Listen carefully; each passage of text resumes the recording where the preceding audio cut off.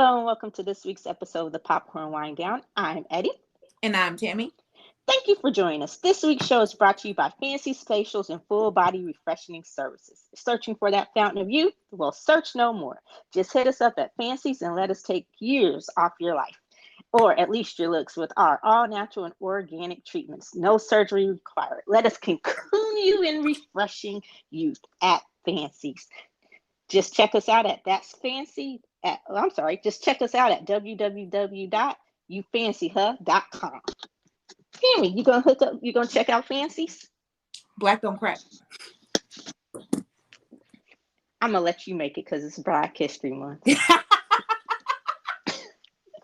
It's the one time of the year we're allowed to, rejoice in our blackness and be okay with it, unless of course they accuse you of teaching CRT, but that's a whole different story that we're not gonna get into right now. No, we're gonna save that for the news or something later, but and what do you know? And just like that, it's time to reconnect and catch up with some old friends. Carrie, Mr. Big, Miranda, Charlotte, and yes, even Samantha in the Sex and the City revival series. And just like that, we get a glimpse of what the last 15 years have been like for the ladies and a peek at what's to come. So Tammy, was Just Like That worth reviving, or should we have left it to the New York sewer rats? How do I put this? It was good. I feel like that was kind of loaded. We'll get into it. We'll get into it. I'll say it's good for right now. Once the conversation goes, I'll explain why there was a little bit of a hesitation on it. What did you think of it, Eddie? I think we're on the same wavelength. I'm interested to see where it will go, where this goes. I thought it was nostalgic, and like we said before, in hindsight, once you kind of grow up a little bit, mature, you see the issues with the original series, and they did try to address some of them. And in some ways, the way they addressed it seemed like performative, or like they were just checking off of a list of things people said we should fix. I don't know. But there were some parts that I really enjoyed, and some parts that were just like, still a little cringy. So yeah, but I will say this, just get this out the way. I bet they're glad in hindsight that they killed Big off fairly quickly, so they didn't have to spend the whole series dealing with him being a part of it, especially after Chris Noth's shit blew up. They did take him out of an end scene, one of the final episodes. So I guess in hindsight, they were glad to get that over with. But I also understood why they killed off Big. Were you disappointed with Big's, the way things ended up for Mr. Big? My viewpoint on Big was always hit or miss. No, not hit or miss. My bad. Love and hate. Mm-hmm. At the same time, because you cannot forget the fact that he was an asshole to her for majority of the series Sex and the City. Like an absolute asshole. Up to the movies, he was an absolute asshole to her. And it was, I will agree with you, it's very nostalgic on watching the series. Because I got into the series really late. I think I got into it like the second to last actual season of the show, and then went back and started from the beginning just to fully, fall in love with Carrie and Miranda and Charlotte and Samantha, and then the secondary characters. But when Big died, I was just like, okay, cool, let's move on. Yeah, I thought it was. I'm with you. And going back and looking at it, it's kind of hard. I guess, like you say, as you get older, you realize the things that they were trying to sell us on romance were just toxic. And that might be why some of us are in the situations we're in, because we're chasing that toxic idea of love. And that's not really it. It's like, nah, aside from maybe the money and the financial security, I don't want to be, because that was toxic. So it was nice to get a glimpse at how their relationship had evolved, and it seemed like they were in a much better, healthier place this time around. But I thought of his death as like something that facilitated the story, because with them it was always that hit or miss love hate thing, and at this stage you're too old to go back to all that drama that we have surpassed, and all that toxicity. And they were in their early to mid 50s, so you still putting up with that bullshit, especially after what 50, it's been about 15 years since the last one. So yeah, I understood it. Like when I didn't go back and watch it until they were all the episodes were ready, but I knew that he had died. And so I was like, okay. But once you saw the context, it was like, okay, they used it to push her story along to see how she kind of moves forward. Although, did she really move forward? Because it seemed like she just kind of went back to her old life. I'm so sorry. Okay, I'm sorry. I'm sorry. I just quickly read a headline that I just saw that just came up and blew my mind. She reverted back to her 30s. Like there was no, I don't feel there was true growth. Like you went from the life that you had with Big and y'all basically like a penthouse apartment. Y'all loved the life. You chose the no kids, and y'all be able to travel all over and everything like that. And you could just look to Charlotte and Miranda when you wanted to connect with their kids, because I'm sure she was probably the godmother to their children. So I mean, but then you went back to your old apartment that didn't have enough space, and I just didn't get it. I'll be honest, I did not get it. When you realize that your neighbor downstairs was a 20-something-year-old jewelry designer who stayed up until like 4 o'clock in the morning talking with her friends on the stoop that y'all shared because you didn't have your own. I'm like, why? Like, so attached to when she was 30. Like, I didn't get that. I didn't, like, you're 55. Like, I didn't get the whole going back to the beginning. And then she stayed there. Like she ain't moving. Like, you ain't moving? Yeah, like I fully understand not wanting to stay in the place that you shared with Big, in the place that he ultimately died. I understand that, and you could afford to move. And I also get that one apartment that you moved into may not have been you. So if that was your temporary place, because it says something that she still owned it after all these years. But if it took a long time for her to buy it. That's why. Like, yeah. I get it too. So, but it's just like, turn it into your writer studio, turn it into something, but the permanent place where you're going to go back. And I get grief is hard, and I get change is hard. So if the series does continue, I want to see her move out of that apartment, because it wasn't my favorite spot even during Sex in the City, during the original series. So I'm with you. I didn't get it. I got part of it being that, okay, she wanted something familiar, especially with all that change and through her grief. But ultimately, because as the series goes on, you see that it's about a year and a half passes from the beginning to the end. So within that time, baby, get a new place. Like, find some place that is you. It's New York City. There's some place you can afford that's you. Come on now. Even though real estate is expensive there, you were well off. Let's not pretend like that is an issue for you. So that was one thing I agree with you with. What about her friends, her new friend Seema? Oh, I love Seema. I did too. Loved her. She was amazing. I thought she was like, out of all the new characters, Seema was my absolute favorite. She fit, like, yeah, my absolute favorite, because she called Carrie out, and at the same time they moved past it. And that's what true friendship is.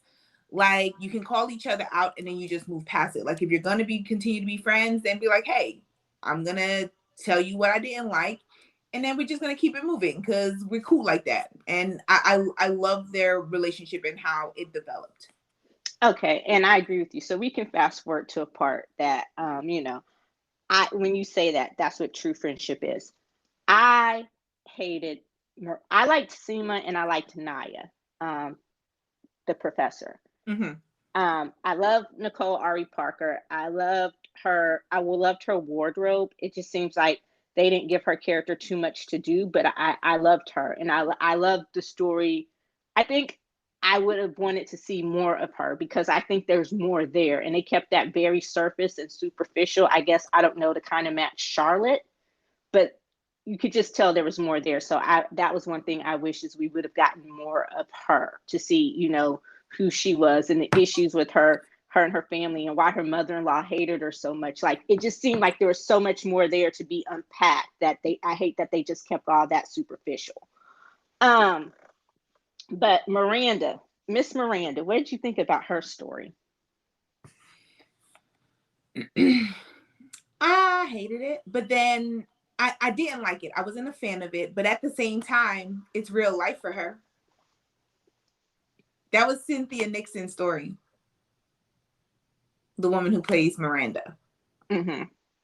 And so the whole time I'm watching this, I'm just like, is this like real life coming into Sex in the City? Is this how we're playing this? Because it just kind of reminded me of her whole life and how, her life came to be with her wife and everything like that. So yeah, yeah, I wasn't a fan, but then to be honest, I wasn't a fan of none of their storylines. Miranda, 55, I'm okay with you divorcing Steve. I get it. The love's not there no more. You're bored out of your mind. Why should you stay just to have, just to settle? You're basically settling just because, you're 55 years old and you should just stick it out. So I'm in full agreement on divorcing. You're never too late to divorce if you're not happy. That's absolutely fine. But can I just do a little quick rundown? Mm-hmm. Okay. So, number one, okay, who the fuck told you the best decision that you could make is to have your son have mad sex in your house and not set boundaries on how he can have the sex in your house, when he can have sex in your house, and when his girlfriend can come to your house? That's number one. White people shit. My bad, I said it. Number two, because we can get into that, because I'm sure that's on your list of what we're going to talk about. Number two, I thought when you talked about how performative, right? Like some things were just very performative.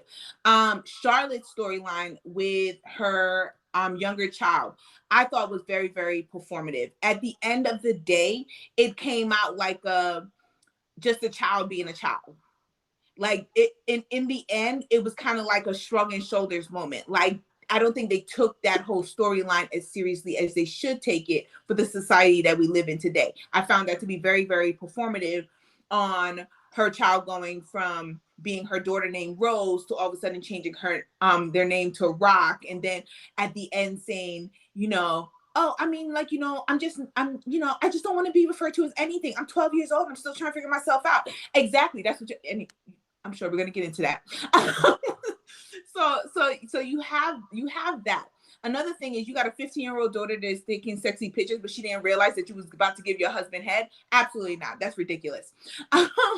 Another thing, it was like back to back. It was very Lily White. Can I say that? Mm-hmm.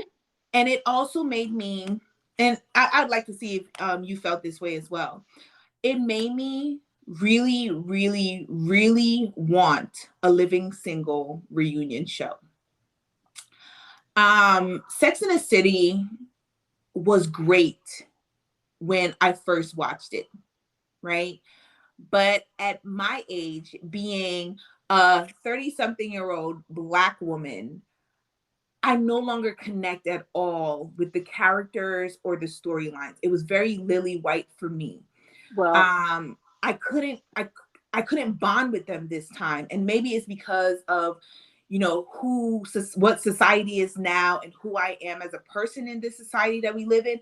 I could not connect to the characters this time around or the storylines. That I was rolling my eyes a lot. And not to say it's a bad show. I'm not saying it's a bad show. It was great. I thought it was really good. But the connection that I used to have to those characters, I no longer had at all. Did I have a connection to any of those characters that I used to love? Like, just used to love. Couldn't wait to see what would happen to them next. And at my age, I've outgrown them. Like, that show was a show for 20-year-olds. And being my age, no. If that makes any sense. Well, I will say this. I will recommend a show. Harlem on Amazon Prime is Heard of probably, it, yeah. It's great.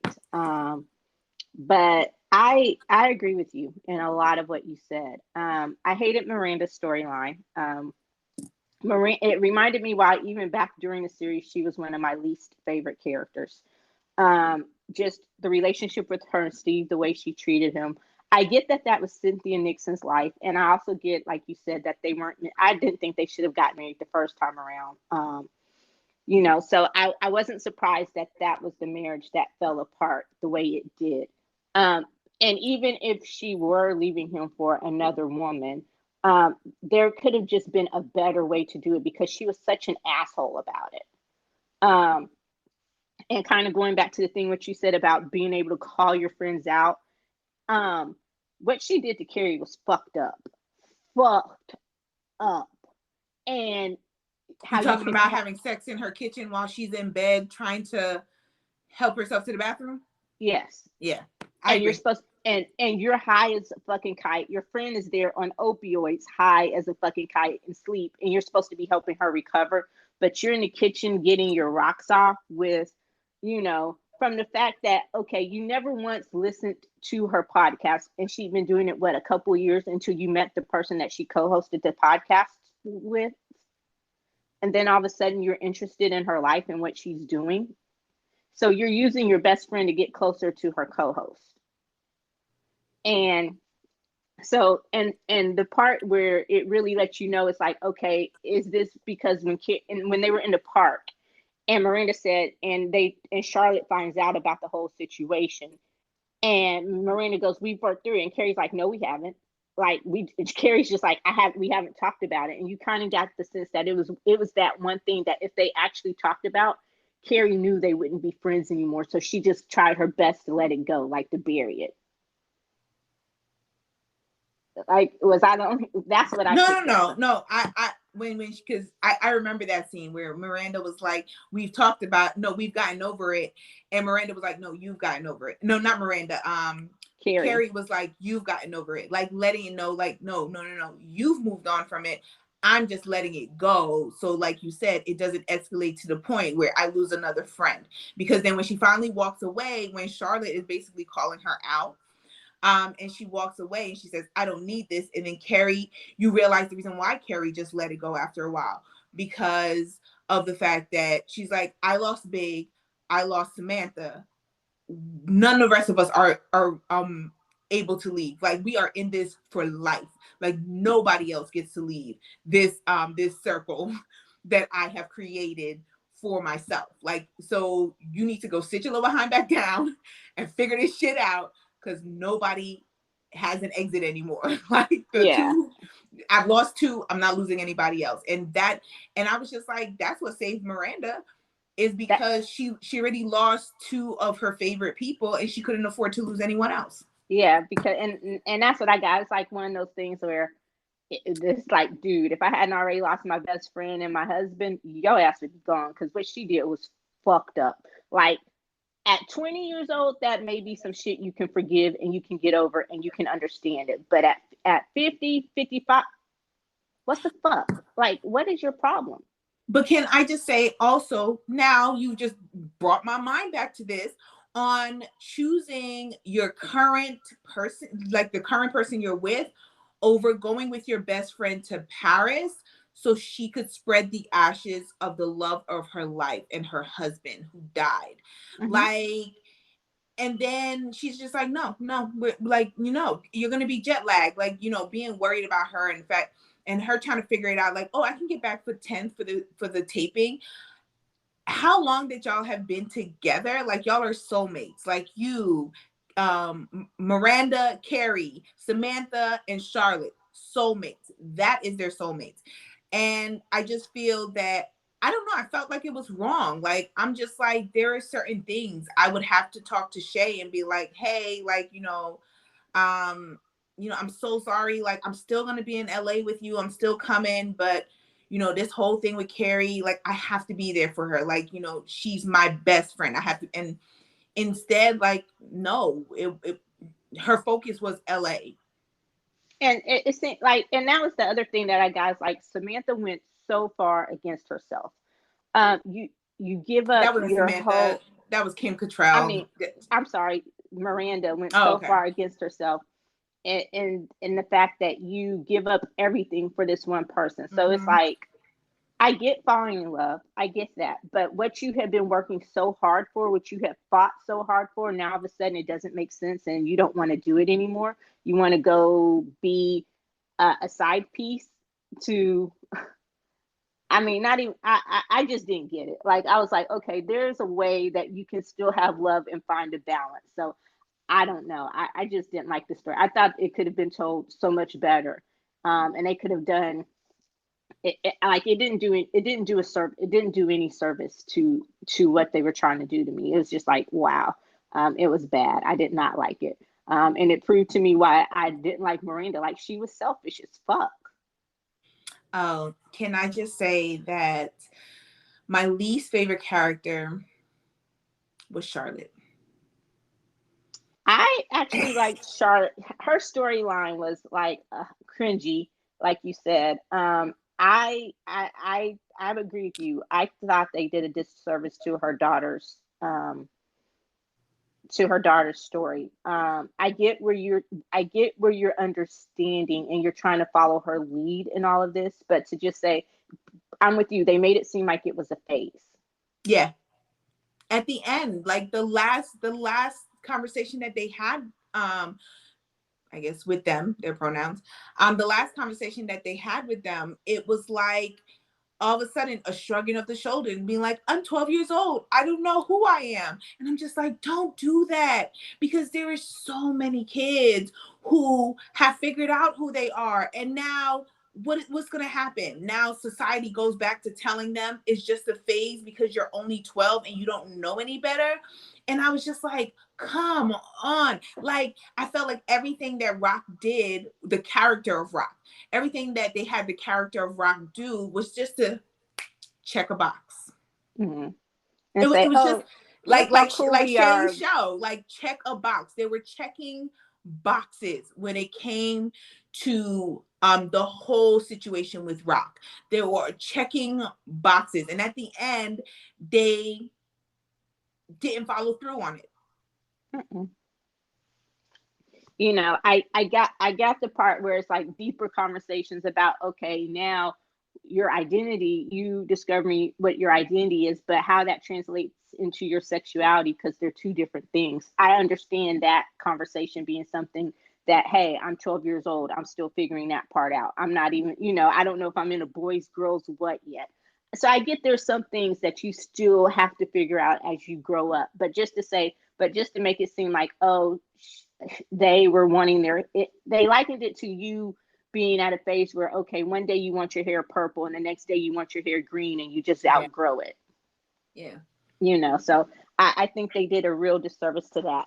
One story that I thought they handled very well, though, was the story of Naya and her fertility struggle. I thought they did some justice to that, and seeing the different sides of it, how she was lukewarm about having kids. She wanted, and then she and her husband, is something they discussed, they agreed to together, but the more they struggled with it, the more she realized she didn't necessarily want kids. I don't know why they didn't bring up adoption into it, if she just decided that she didn't want kids at all. So I thought that was very interesting and very realistic in how that can be an issue that comes up between couples. So I So thought. I've come to the realize, when you said adoption, I've come to the realization that a lot of times that is not accepted. Um because in society we put so much on your own kid with your DNA. That's what you want, your own kid with your DNA. You don't want somebody else's kid that you have to raise. And so, like, adoption is like the last of the last of the last resort when you can't have kids of your own. Like, I would say he probably go the route of having a surrogate before they did adoption. Like, that's the feeling that I got from him. That it was like, okay, she can't get pregnant, so we'll find somebody who can get pregnant so I can have my own kid, kind of thing. Like, that's the feeling that I got on why, because I thought of the fact of no adoption, like we not bring this up. And then when I was like, oh, he want his own kid because his boy got his own kids. They got 3. He want 3. 1. So yeah. But so I agree, and I can see that. I understand that. But that was one story that I thought they tackled well. They approached I agree. fairly well. Like I said, I wish we would have gotten more than just superficial surface with Nicole, the Wexler family, Nicole Ari Parker and Chris Jackson. I love their addition to the cast. I loved the costume designer is always did a fabulous job. The ladies were dressed to the nines. So I love that. I did also like that Charlotte's knowledge of art wasn't just performative, that, she knew the Black artists, she knew them well. You forgot that she ran a gallery and was an art major and all of this stuff before she became a full-time mom. So I did like that. I was like, oh, okay. So there's some things that, just didn't seem completely on the surface. But yeah, I also loved when Charlotte went off on Miranda and told her, you are not as liberal and progressive as you think you are. Oh yes. Be like, that's what I said, like Lily White. And by Lily White, I'm not saying they're Karens, because they're definitely not. Definitely not. Miranda had some moments, She especially in the beginning, when she went at class in school. It was like, and the thing is, I didn't see that as her being a Karen. I saw that as her overcompensation, trying to be an ally. And you do see that with certain people who want to really like be down for the cause, that they overcompensate and they go too far, and they try to, like, because you saw that every time she went deeper, try too hard. Yeah, she was trying too hard. She was trying too hard, and she was just digging her grave more and more every single time that she tried to like fix the last thing that she said. So I don't think that she was a Karen. I just think she was just trying too hard, and she was overcompensating for the fact that she's a white woman in America. Like, with her misplaced sense of guilt that no one was trying to lay on her. Yes. And dealing with some of her own biases, because, the whole hair thing and the whole, oh, you're the professor, like, but yeah, I can see that. Now, one thing, Samantha, I'm glad they addressed her absence. I'm glad they did not kill her off, but I also thought it was a little disingenuous to leave the audience with some hope, unless they plan on recasting that character, because unless hell freezes over, something major happens, Kim Cattrall is never coming back as Samantha. I thought they should have killed her off. She's never coming back. I think that they could have done an off the scene storyline where it happened years ago. Yeah, where it happened, her cancer came back, bringing up something from that we would recognize as being like, oh, okay, like that makes sense. Not randomly killing her off, but like, bringing something from the past. She had cancer at one point, so they could have brought that back and said it came back stronger than before. But I do think, because of all the drama behind the scenes with Kim Cattrall, and Kim Cattrall saying she's never ever going back to the show, no matter how much money they tried to throw at her, that they should have killed off Samantha. because I didn't like the reason. Samantha was the most loyal out of all of them. There is no way that she is going to move to another country because Carrie fired her. Like it just did not fit her character. It didn't fit who she was as a person. So especially given the reason why Carrie, with her being a publisher, her being an agent, her being at the top of all of that, she knows the changing landscape of media and entertainment. So so that I agree with you. That made no sense. So I think it would have been better to have killed her off than to make up this false story of her moving away and stop talking to all of them over this. It just did not fit who Samantha was as a person on the show, all the seasons and the movies. Like that was not Samantha. So yeah, that really pissed me off on how they made her look, just because you can't get the actress and they didn't want to kill her because she's such a beloved character. I get it. And y'all are still probably working with Kim Cattrall in the background. See if she'll come back for a season 2 if y'all have it. But I just don't think it's feasible. I just didn't like the whole concept. Right, and it's not, and let's not just pretend like it's Kim Cattrall. Her and Sarah Jessica Parker absolutely they cannot stand each other. They like hate each other. Yeah. So it would be a toxic situation, and we're too old for that, for the sake of television. I guess I'm glad they didn't kill her off, in the sense of it would have seemed petty. And like you said, I'd forgotten about the cancer, because I was thinking about ways they could have done it without killing her off. Or they could have made it so that she fell in love with someone and ended up moving to London, and just through distance or whatever, COVID, whatever, they just all kind of lost touch. And so I'm with you. I didn't like the way that you kept trying to, so maybe if they do come back, maybe her cancer will come back. But the random text from someone isn't actually Samantha, when what the real deal is, to me, that was what was disingenuous, and I didn't like that part. So again, unless you plan on recasting a character, or miracles of miracles happen, and I'm talking like a parting of the Red Sea miracle, burning bush talking miracle, it's not going to happen. So they need to find a better, kind of like Paul Walker in Fast and the Furious. It's time to let it go. Find a better way. I agree. So is there anything else about the show that you wanted to address? The new age moms letting your kids curse up and down in front of you. Could you imagine if we ever curse in front of our moms? That's some white people shit. Because I was like, look, it's Black History Month. I can say that. Letting them agreeing for your son. I'm sorry, I apologize. Go ahead. The sex in the house. Oh, my mama would have beat even as an adult, I would still not want to have sex in my mom's house. Like, me and my man could come visit, me and my husband could come visit, and we just know that while we in mama's house, we ain't getting it. Not like that. Like, not just blatant sex. And that is so disrespectful. And then the fact that you're were you living vicariously through your 17-year-old son, since you and your husband hadn't had sex probably since he was born? I did not get it. And and then the one time you get mad is because you think he's smoking weed, but not because he's cussing you out or fucking like a jackrabbit in your house. Like, I did not get it. That was just strange to me. I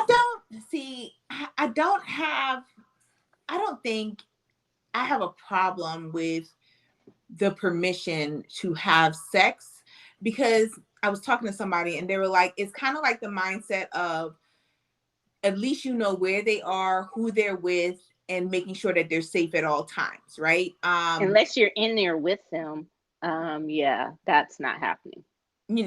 Well, yeah, but like if they're in your house, that's a different thing than them being out there and a real possibility of them being unsafe when they're out of your house, compared to it's kind of like parents giving their kids condoms and saying, I want you to be safe. And people being I have no problem with that. I don't.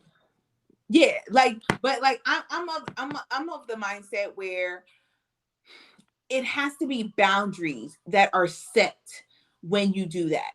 So you tell him, okay, you can have sex. You and your girlfriend can have sex in your room. Okay. But number one, I should never hear you having sex in my house. Ever hear you having sex in my house. Number two, you need to move your bed to the other wall. Okay. You should be not having sex against the same wall that my bed lays at. Absolutely not. And then don't be buying lube on my Amazon account. And getting that because I opened something that came for me. Like I'm paying for. Yeah. See, it was just Yeah, like it was just but way too much. it was too much. But maybe I'd be one of those new age moms, but like, because I know I'd be the type of person, like, we having full on conversations. Like I'm keeping my kid informed, because it's better I keep you informed than you learn what you got to learn on TikTok and YouTube and social media, because that is a fucking shit show of misinformation that they are giving these kids, because parents don't want to have those types of conversations and don't want to acknowledge the fact that we live in an age where it's better for you to know that your kids are having sex than to pretend that they're not, and them end up bringing a girl home pregnant, kind of thing. Yeah, I think. So yeah. Well, see, to me, that's two different things. Like, I get it. My mom was single parent, so she was very liberal with me about that stuff. It wasn't a matter of me pretending not to, or me not, or her not knowing, or her burying her head and saying, like, we had that conversation. She took me to, the doctor to get on the pill and gave me the condoms, and but as far as just sitting there blatantly having sex in her house, no. Even as an adult at this age, would I blatantly just have sex in her house? No, it's just a respect thing to me. I get the whole, and especially, and I guess that crosses those boundaries, that one boundary of respect. And the way that the girl just practically had moved into the house, like it was just way too much.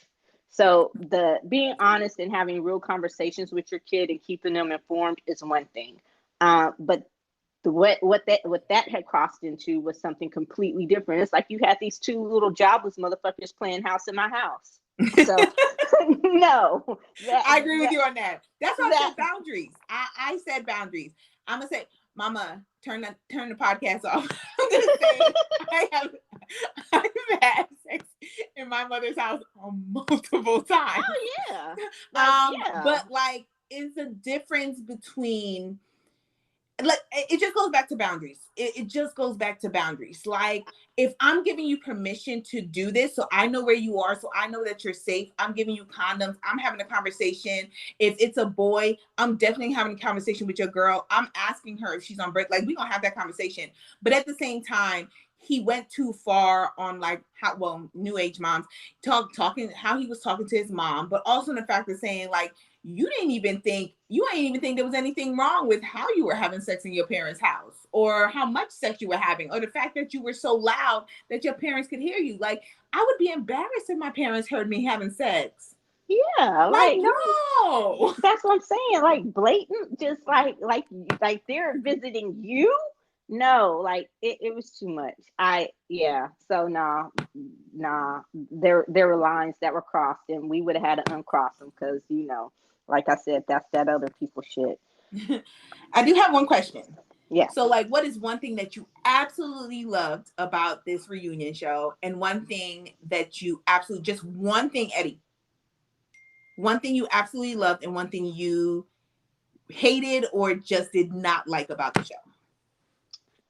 I love the sense of nostalgia that it gave me. And I loved, in some ways, their sense of growth and maturity about certain things. Um, so it has potential. The thing that I absolutely hated was how, in some ways, it regressed or stayed the same. Um, and there was no growth. And Miranda's storyline, like, though, that would be it. What about you?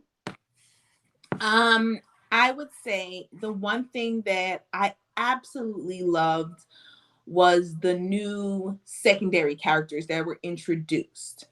Yeah, I can agree with Though, that. yeah, like each of them having that one new friend that I just loved. I loved, and I love the diversity of it. Like that brought in that brought in diversity to the show, which I really really loved. So I will say that's one thing I loved about the show.